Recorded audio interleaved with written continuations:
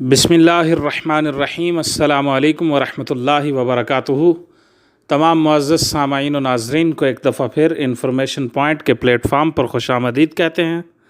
सामाईन व नाज़रीन, अगर आपको हमारी वीडियोस पसंद आएँ तो बराह मेहरबानी इनको लाइक कीजिए, हमारे चैनल को सब्सक्राइब कीजिए और वीडियोस को शेयर ज़रूर कीजिए।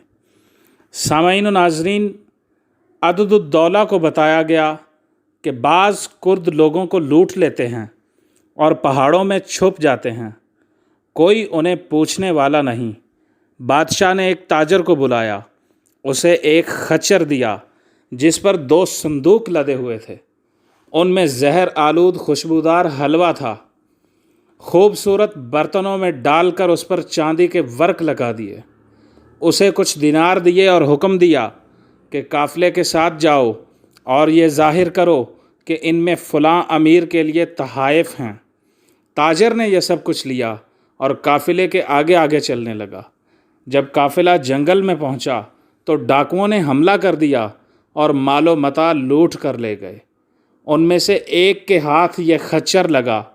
वो इस खच्चर को लेकर अपने साथियों के पास पहाड़ी ठिकाने पर पहुंच गया। जब उन्होंने संदूक खोले तो हलवे की भीनी भीनी खुशबू सूंघकर उनका जी ललचाया।